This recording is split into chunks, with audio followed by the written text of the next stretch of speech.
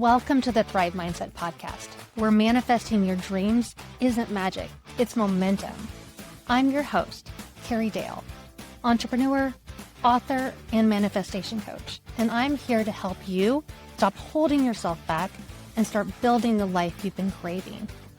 Each week, I'll share real stories, practical tools, and powerful mindset shifts to help you reframe the negative, embrace gratitude, and take aligned action toward your goals. If you're ready to up-level your life, your relationships, your success, then this is your place. Let's dive in.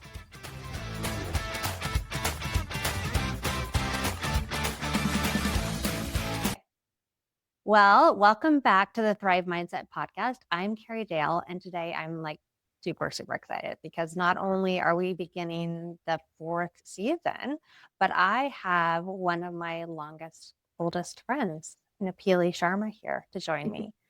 And Nepili, the reason I asked her to join me, Nepili has over 25 years of experience serving clients as a small business owner and a mentor and an advocate for holding space for both physical and emotional and mental transformation. And her background includes training as a woman advocate, certifications as a life coach, and peer support specialist. And today, she's bringing all of that experience together to help you reclaim your innate wisdom through a blend of intuition, mindset, coaching, and techniques, and transformational alchemy. And she's here to support you stepping into clarity, confidence, and personal alignment. Welcome, Nepili. Hi, thank you for having me. I'm so excited to be here.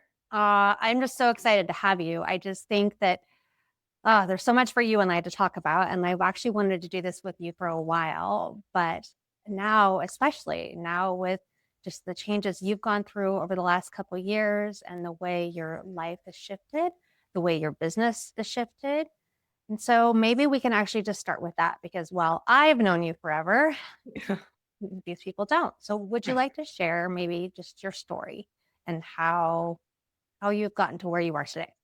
I've been a stylist my entire adult life. So at a very young age, I was a mom very young, and I went right into doing what I'd kind of always known, that I could do naturally. And I did hair and makeup for almost 30 years. It was a great job. I loved it, but got to a place where my body was just having too many problems. So needed to move on. What I was also doing that entire time was also a lot of personal growth work on the side. I've done a lot of assisting with backup teams and women's advocacy and all sorts of things. So that was kind of a running thread all the way through, along with, of course, with hairdresser career. Everybody knows they're kind of your counselor. You have your hands on people for 2 hours plus at a time. And I think just that connection, that intimacy, you being right above the person's head and that safety, I played that role for many, many years. A lot of my clients still to this day are like, I really miss your haircuts, but I just really miss talking to you because it's a very intimate relationship and connection. So that's always been a running theme through my life. I've always loved connecting and really seeing people and their true selves. I've never been the person that's like, what do you do for a living? And yeah, I like to get down into the gritty, juicy parts of people. That's my favorite place to connect with people. So it was a natural transition into going into coaching. Mm-hmm. Yeah. So it's been amazing. That's awesome. And with your coaching, is there a specific area that you're focusing on?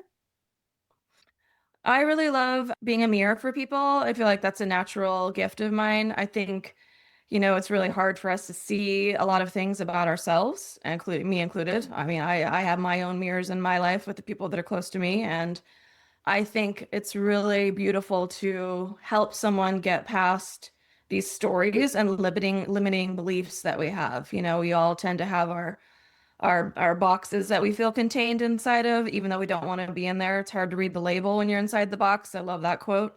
And so someone else reflecting that back to you when you're not happy and you want to expand past it. It's more complicated than you can sometimes see for yourself. So I love being that person for other people. So really authenticity, mindset shifts, and that equals into growth, And it's actually perfect for one of the things I was thinking about talking to you about, because as you know, I believe that everyone can manifest anything. and that I want everybody to thrive in this life. But I believe that people get stuck, right? And I think that it can just be because of the lies that they tell themselves. Mm-hmm. And I'm just curious what you might think are maybe some of the biggest lies that people tell themselves why they get stuck, and maybe about the patterns that they're like stuck in. It's a complicated thing. It's a mixed bag. There's a lot of identity issues that people have that's just passed down from your families, trauma, these things we pick up along the way that we really feel like everybody really just wants to feel included and loved, right? I mean, that's really what we're all looking for, is to feel like we're part of something and that we matter. And so I think along the way, we take on these bits and pieces of things that are not true for us. So, like you said, a lie, essentially, I guess, because it's not authentic for who we really are. But the core belief under that is that it's going to create a space where we're going to be seen and received in a loving way that we want, right? I do believe there's like an intention that's good underneath it, but then we pick up these different pieces of armor and baggage along the way that end up getting to a really place where we're just tired and we're heavy and we want to be done with it. But it all served a purpose at some point. It Sure. all had a reason, right?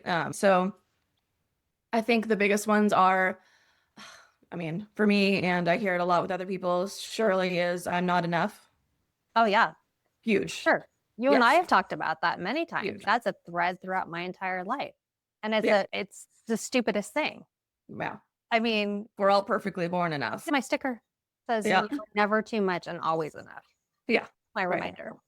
It's so easy to get caught up in comparing to other people. Oh, that person is whatever, prettier, richer, smarter, whatever it might be.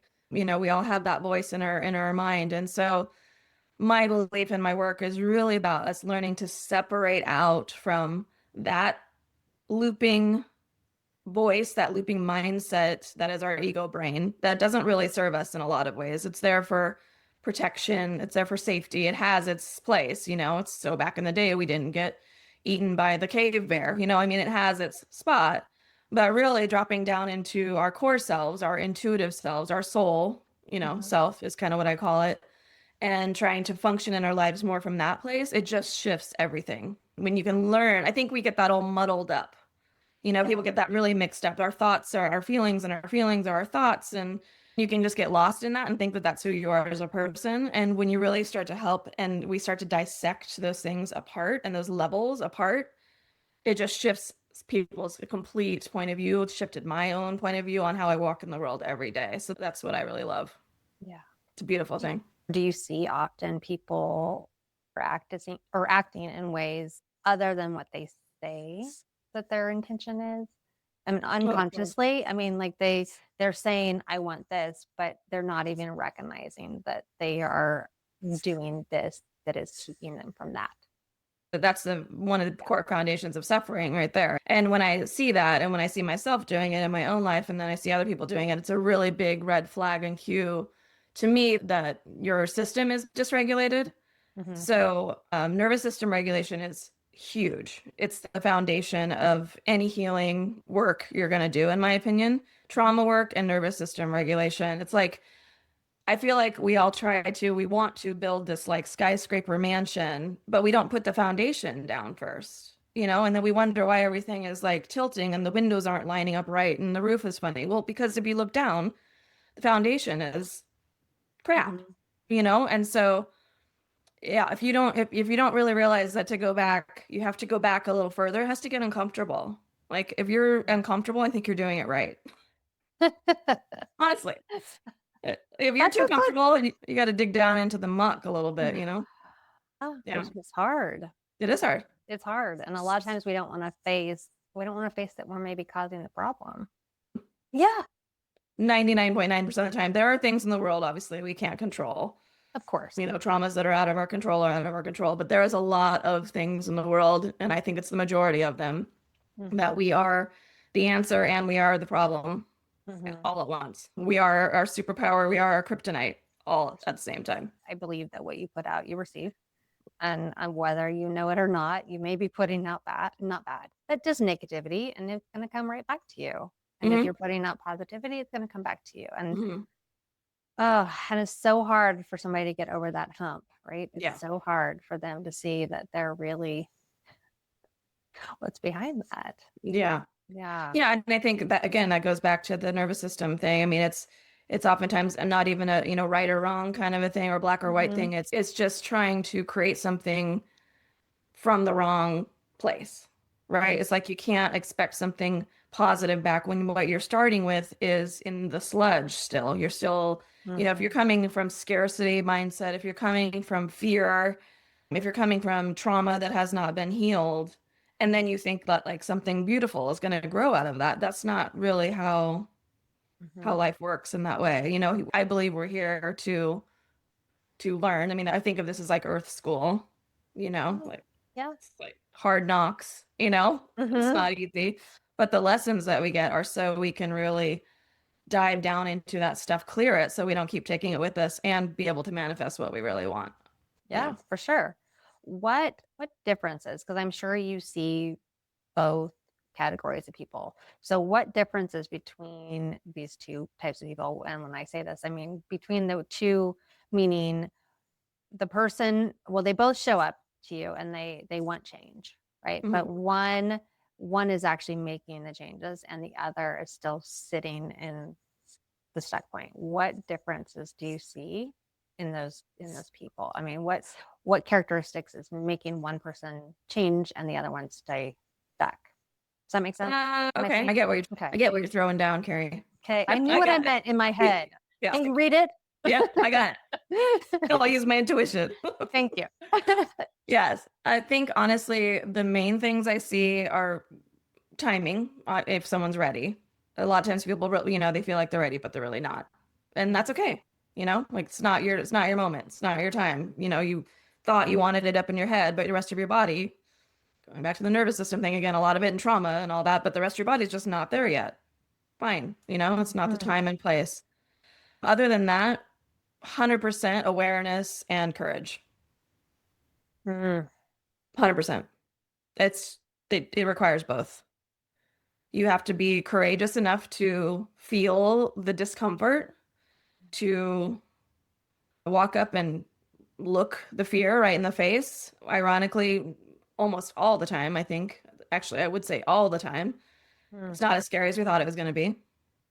I hear that all the time. That was not as bad or as intense or whatever as that part of our brain, that ego part of our brain that wants to keep us safe will literally do anything to keep you. Yeah. That's what it's meant to do. So we have to be courageous enough to bypass that, to go, okay, I see that you're being really, over mama bear, you're mama bearing me right now, but I need to like step out. It's like when we're 18 and we're leaving the house. It's like, I love you, mom. I know you want to still have me here, but it's time for me to go. And it takes that courage and it takes your, opening your eyes and being really aware of what's really going on, what's really pulling the strings, because we have a lot of puppet strings Mhm. pulling things around that oftentimes we can't see for ourselves because it is a lot of subconscious stuff.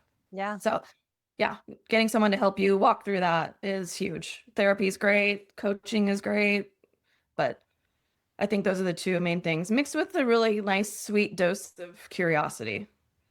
Hmm. I love coming from a place of curiosity, that perspective of like, my way's not the right way. And I'm also not necessarily wrong, but I'm curious about other people's points of view, other possibilities out there in the world. If we all could walk around the world just with that, just like with a little bit of loving curiosity, we wouldn't have as many of the problems as we have right now. Mm. I love that. Courage and Yeah. curiosity. Yeah. Those are good. Thanks. Those are really good. And yeah, I have to agree with you. I mean, it's kind of like with your kids, right? When they approach that like big scary thing. I remember always when I still do, and you probably do this still with your kids too, that what's the worst thing that's gonna happen? Like Hmm. what is the worst thing? Yeah. Tell me. Right. And it's funny what they think the worst thing is. Hmm. And if it is, okay, so what if that does happen? Hmm. And then what? Yeah. and then Yeah. and then to keep the walking them through it until they Keep can walking finally through. see it. Yeah. And even Is if that, they and don't is it even that? actually, even if they don't actually do it, but to walk them through it mentally, Yeah. is interesting. This episode of the Thrive Mindset podcast is brought to you by the Scott Lewis Group at John L. Scott Real Estate. Buying or selling a home is more than just a transaction. It's your move. It's your next chapter. And we're here to make sure that your move is remarkable. We know this market inside and out, and we care deeply about helping you find more than just a house. We want you to find the place where your life truly thrives. Whether you're stepping into your first home, upgrading to something new, or starting something fresh, you deserve more than ordinary. With the Scott Lewis Group, it's your move. Let's make it remarkable. Yeah, that's like the work of, I love Byron Katie and her work, and all Byron Katie's work is about is this true? Like, it's a fact checking practice. Our brains will spin out with all these disaster scenarios, and you're like, no, you're not gonna have all those things happen. You know, you have a family, you have a home to come back to, you have whatever. I've done that with my kids too. You're not gonna be homeless on the streets. Like, where are we in that scenario? You know, that realization of you do have a solid foundation, you have a support system around you, but not everybody does. And so some people's bottom level and some people's scary places are actually really scary. What is the worst thing that can happen here? It is that they will be homeless or they will be, so I mean, there's realities that are rough. it's different for everyone for sure. So those are different conversations for different scenarios, but yeah. So what about the person who thinks they're doing everything right? Like they totally believe they're doing everything right, but they are still just stuck. Any Well, for me, that's just a big avoidance technique. I mean, that's a trauma response too, So if someone's like, "No, I'm good. I'm perfect. It's all fine here." And I'm like, "Okay. Good luck with that." You know? There's not too much you can really do in that situation, because if you're not willing to have that vulnerability at all to see that something needs to be different, or you want to ask for any help or whatever, then there's not a lot to work with there. That's probably very true. And yeah, I don't know. And that's a big part of my job too, is deciding there's times where it's not a fit. I'm not the person. And that's okay. Yeah. And like you said in the beginning, they have to be ready. It has to be the right time. 100%. And there's times where I'm like, you know what? I think therapy would be better, because there's, it has its place. It's like the difference between going to a PT and going to a trainer. They're very different things. And I have a lot of respect for therapy. I've been in therapy many, many times in my life. Yeah. I know my lane, I guess. Let's say it that way. Yeah. Yeah. So you know how much I love gratitude, but it's really funny. I hate it when people use it in this way. And I mean, when they say, well, I just need to be more grateful for what I have. Not that I don't believe that, because I absolutely do believe being grateful for what you have and showing gratitude for things and it bringing you abundance more when you have that. But I'm curious if you think that, I think that's people also like avoiding or Can be. Yeah. I mean, I think, like you said, it is a true statement, especially looking around the world right now. We should all be grateful all the time. Yeah, I think it's just when they say it like everything's going wrong for me. I guess I should just be more grateful for what I have. I don't know. It's the way they say it. Like a bypassing. Yeah. It hits me wrong. Right. And I just want to shake them and go, yes, of course you should be grateful. But oftentimes that's another sleight of hand. That's another kind of not ready yet, deflection, toxic positivity, all that kind of stuff, spiritual bypassing, all that. Ashley can be, wrought with that a little bit sometimes, with the little bit too much up in the clouds on things. I've never aligned with that. I'm a very grounded person. I love my woo-woo for sure, but it's like old grounded woo-woo. It's not the avoiding, if you just sit down and say this chant 4 times a day, everything's going to come to, sit in your lap for you. I don't align with that. So. I know you don't. I agree. Yeah. What has been like your hardest challenge with this so far? Or have you felt any big challenges so far?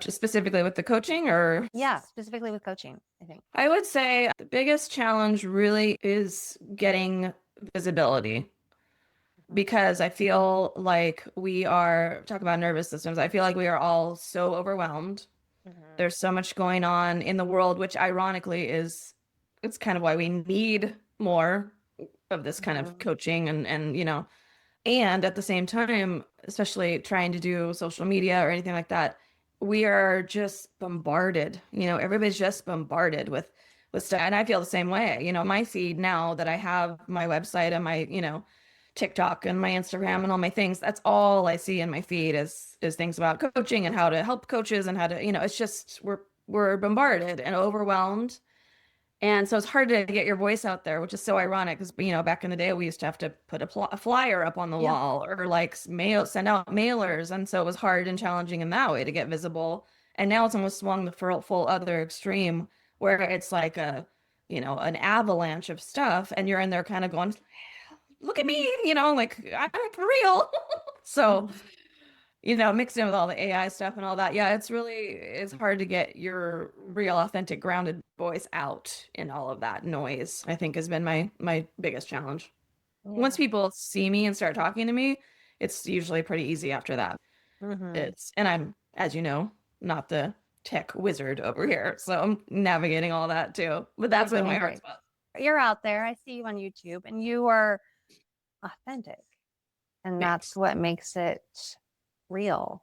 And I think that anybody that comes along your way will connect with that. And I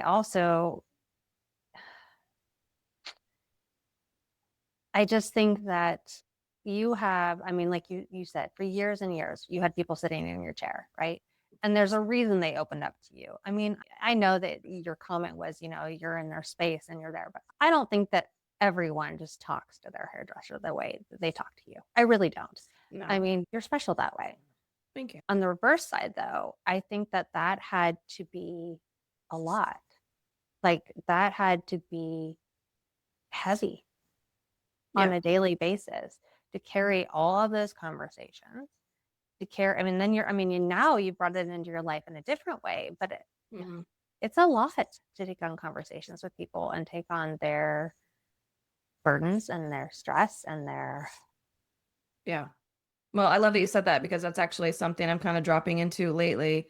Um, I wish now at this point that I had the tools that I have now back then, right? Because then I would have known how to possibly, direct things a little bit. I would have known how to take care of myself better. Because by the end of the day, when I'd seen, 8 to 10 people with my hands on them, on their head, which is like your, main chakra energy yeah, coming out, right? And my hands on your head the whole time. And I'm very sensitive that way. And it's coming right towards my body. It's just like there's so many elements right there that mm-hmm. I would just go in kind of like, well, this is my job, this is what I do, and really not very aware of how to take care of myself inside of that space. And also, I could have had a lot of impact on other people had I kind of known certain questions to ask and make, if I wanted to, choose to have the conversation go that way. So I've thought lately of ways I could possibly support other stylists and people in the community with some coaching techniques, nervous system regulation, all that kind of and do some sort of a class or a seminar. I don't know how it's going to look right now, but that came to me last week and it's really feeling like a possible another direction, not the only direction I'll take, but a kind of Yeah. a limb off of the tree. So yeah, that's cool. You just asked that because that's kind of fresh in my mind right now. I think it's important. And I think Yeah. it's a big piece of you. And I think others would benefit from that. I really Hmm. do. And just you being able to find those boundaries now. I remember the stress, not just your body, not just from your hands, not just from standing on your feet all day, but just it was physically wearing on you. Yeah. And I can only imagine. Hmm. I mean, in my real life, I mean, the stress of people in real estate and what happens with the whole transaction and the burden. I mean, and wearing that's a lot. So I Hmm. mean, I get it from a different perspective, Yeah. but it can be a lot. Yeah. So for yourself, what things do you do to just generally regulate yourself? Like, I mean, I know you still have stress. I know you. Got 5 acres and 3 elders on the property. You know Yeah, that. but you still have stress. You still have life. You still have things. Yeah. So, Yeah. what kinds of things do you do just in general to help with that? I try in the morning to take some quiet time before I get on any sort of device.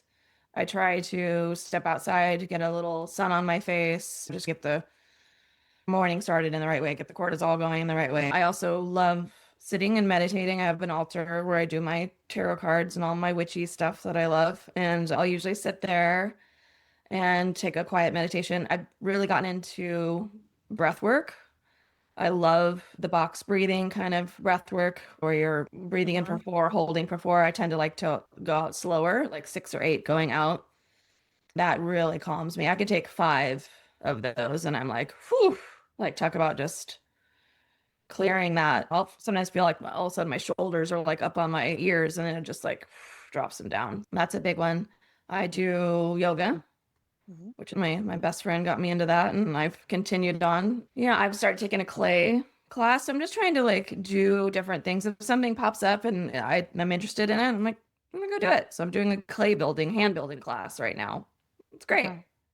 You know, it's just good to slow down, get your hands in something, get away from the screens. It's amazing how much it affects. It's like you think about it you think about something as like a creative outlet, but then you go do it and there's something in your body that just really connects and drops in. It's like old. It feels very old, especially with things like clay and painting and all of that. You know, that's really old in our DNA. So I just love reconnecting to stuff like that. Is there anything else that we maybe haven't touched on that's kind of on your heart that you'd like to share?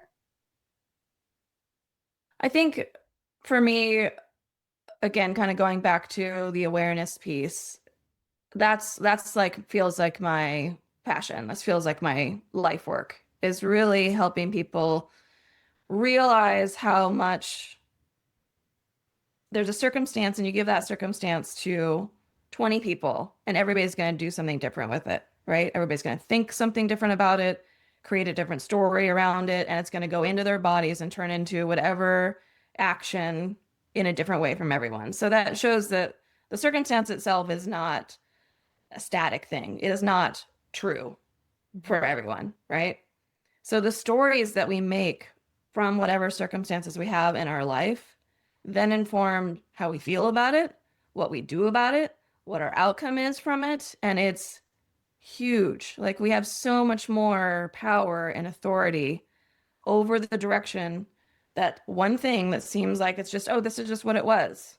But it's not. It doesn't have to be. And if you can really look at it and we can just dissect it down a little bit, find out what's true and what's not true, what's real, what's not real about it, change the story is so much power. There's so much magic in that. You know, I love my magic. Like if we're ever magicians, that's the spot right there. That's where it is, where the manifestation will come from, where how we look at the world shifts, how we can then heal ourselves, how we can change how trauma has like stayed in our bodies and what it's done. It changes everything. So it's just, as you can tell, I'm really passionate about it. I believe in it. Very. I think that's the most perfect thing you could have said because you know how I love stories in general. So I started it out with your story because I think that stories are how people connect.